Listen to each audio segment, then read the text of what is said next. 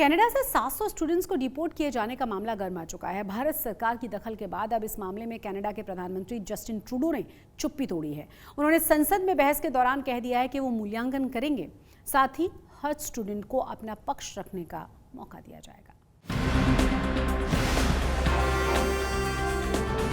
मैं चाहता कि ये मामला विदेश मंत्री जी को कह के कनाडा की सरकार के नाल डिस्कस किया जाए। I think the Canadians also accept that, it would be unfair. To be clear, our focus is on identifying the culprits. Several years ago, a group of shady consultants gave fake admission letters.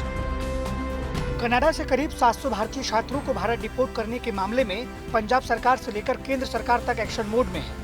यही वजह है कि इसका असर Canada में भी दिखाई दे रहा है। इस मामले में कनाडा के प्रधानमंत्री जस्टिन ट्रूडो खुद सामने आए। उन्होंने माना कि भारतीय छात्रों के साथ ठगी हुई है, लिहाजा उन्होंने भरोसा दिया है कि सभी स्टूडेंट को अपना पक्ष रखने का मौका दिया जाएगा।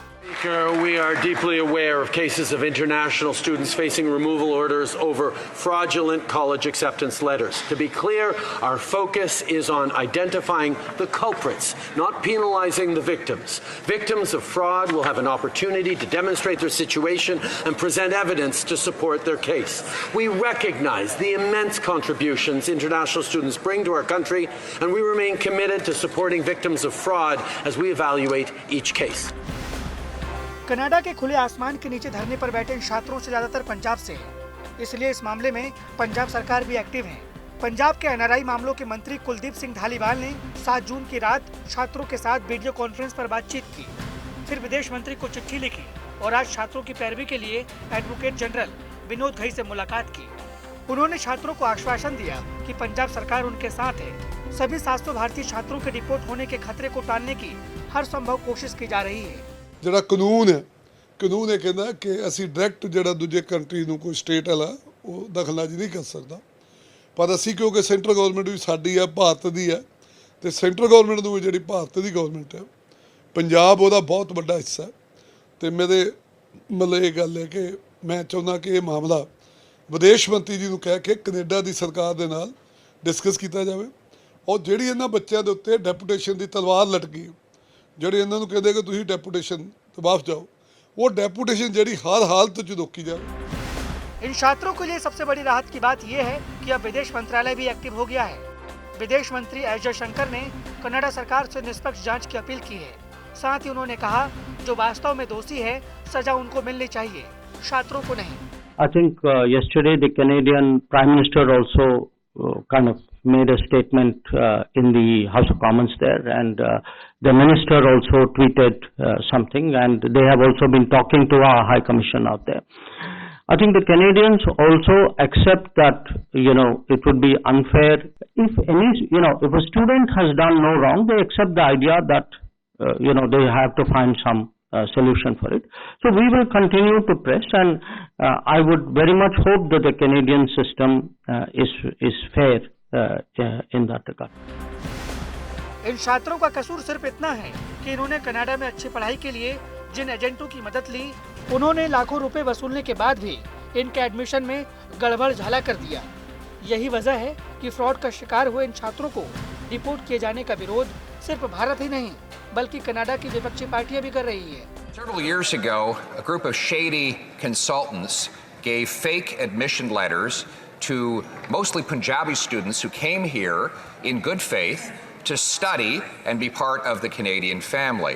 They came here, they followed the law, they studied, many of them completed their programs, and it was the incompetent Liberal government that had accepted the letters in the first place. Now this government is kicking them out of the country, sending them home to poverty and bankruptcy for their families. Why won't this government reverse its incompetence, show a little bit of common sense and compassion, and let those who came here in good faith and are contributing to our economy halt the deportation and allow them to apply for permanent residency? ये सभी छात्र साल 2018 से 19 के बीच Canada में पढ़ाई के लिए गए थे। सभी डॉक्यूमेंटेशन के इस पूरे मामले का खुलासा इसी साल मार्च में हुआ। इन छात्रों ने कनाडा में पीआर के लिए आवेदन किया तो कॉलेज एडमिशन के लिए जमा किए गए डॉक्यूमेंट्स फर्जी पाए गए। इसके बाद ही कनाडा सरकार ने इन छात्रों को डिपोर्ट करने का फैसला किया। अब धरने पर बैठे छात्रों की मांग है कि उन्हें कनाडा के एजुकेशनल इंस्टीट्यूट में एडजस्ट किया जाए। पंजाब सरकार और केंद्र सरकार सभी छात्रों को मदद का आश्वासन दे रहे हैं, लेकिन फिलहाल छात्रों का भविष्य खतरे में है। आज तक ब्यूरो। कनाडा में भारत सरकार से जुड़ा हुआ एक और मामला गरमाया हुआ है। ब्रैम्पटन शहर में नगर कीर्तन की आड़ में पूर्व प्रधानमंत्री इंदिरा गांधी की हत्या पर झांकी निकालने का हर तरफ विरोध किया जा रहा है। भारत के विदेश मंत्री एस जयशंकर ने इस मामले में कनाडा की आलोचना की है। उन्होंने कहा कि एक बड़ा गंभीर मुद्दा है। अलगाववादियों, चरमपंथियों को तरजीह देना दोनों ही देशों के रिश्तों के लिए अच्छा नहीं है। वहीं इस मामले पर कांग्रेस ने भी कड़ी आपत्ति जताई है। I think there's a bigger issue involved. We are at a loss to understand, other than the requirements of vote bank politics, why anybody would do this. Because if you look at their history, I mean, you would imagine that they learn by the history and they wouldn't like to repeat that history. I think there is a larger underlying issue about the space which is given to separatists, to extremists, to people who advocate violence. And I think it's not good for the relationship, and I think it's not good for Canada. आज इतने सालों के बाद ये दोबारा इस तरह से करना, तो ये सिर्फ कंडम करने की बात नहीं, लेकिन उसके साथ में ये है कि हम हमारी सरकार से अपील करेंगे कि वहाँ के गवर्नमेंट से बातचीत करें, वहाँ के ऑर्गेनाइजेशन से बातचीत करें, और इस तरीके के जो इवेंट्स हैं उसको कंडम भी करें, बंद भी करें और एक्शन भी। आम आदमी पार्टी ने पंजाब में जीत के बाद अब पड़ोसी राज्य हरियाणा में चुनावी शंखनाद कर दिया है। हरियाणा में अगले साल होने के लिए चुनाव बहुत करीब हैं और आम आदमी पार्टी ने आज अपने चुनावी अभियान का आगाज भी कर दिया। अरविंद केजरीवाल और भगवंत मान ने जींद में तिरंगा यात्रा के जरिए पार्टी के पक्ष में माहौल बनाया है। साथ ही बीजेपी और कांग्रेस पर भी जमकर निशाना साधा।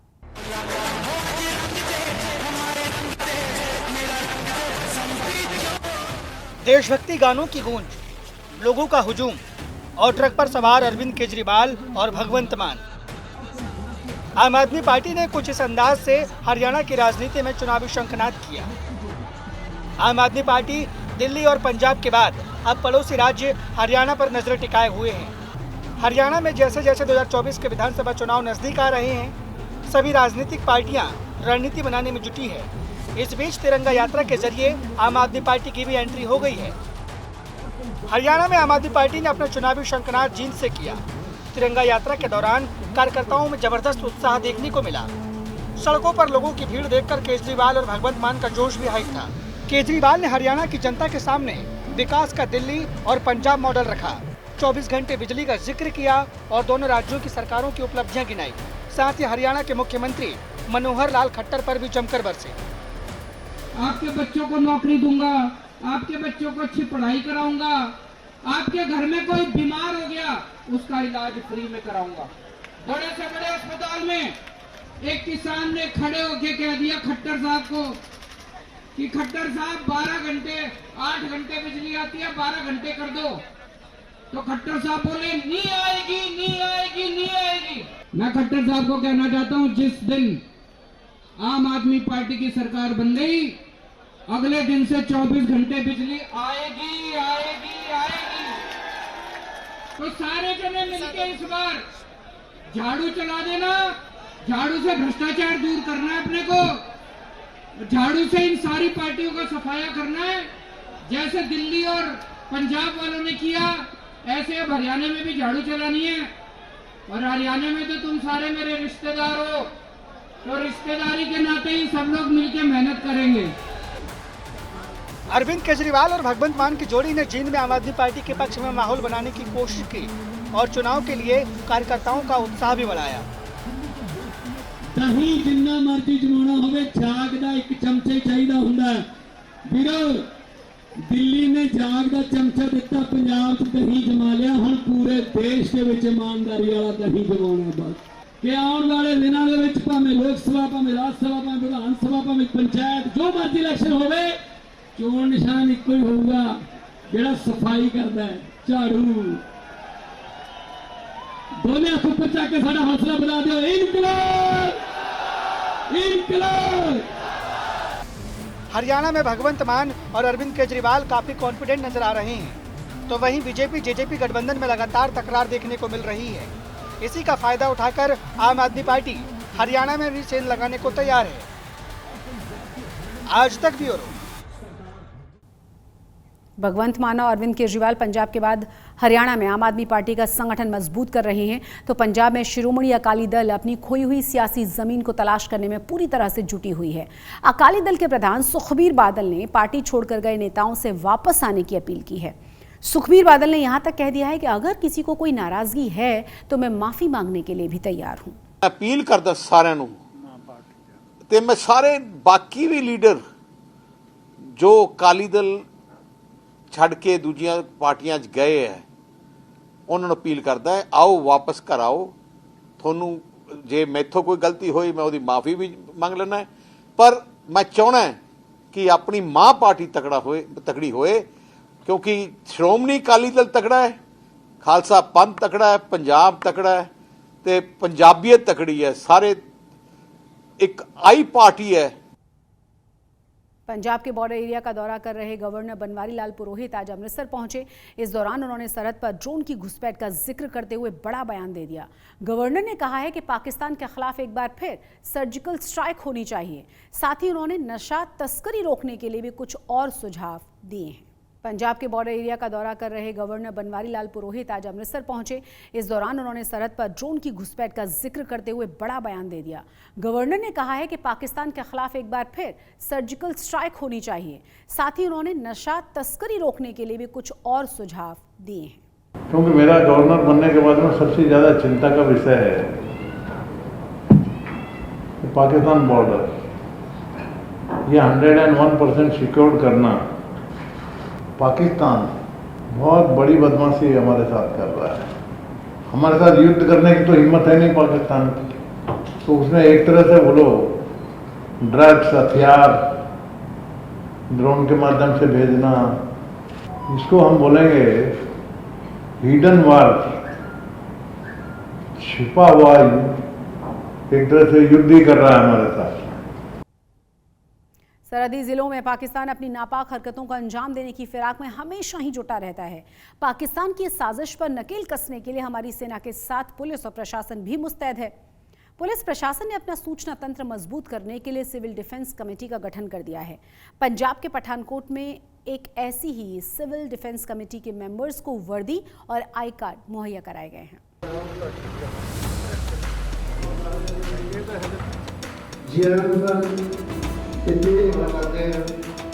पंजाब के सरहदी जिलों में पाकिस्तान की नापाक हरकतों का माकूल जवाब देने के लिए पुलिस और प्रशासन ने सिविल डिफेंस कमेटी का गठन किया है।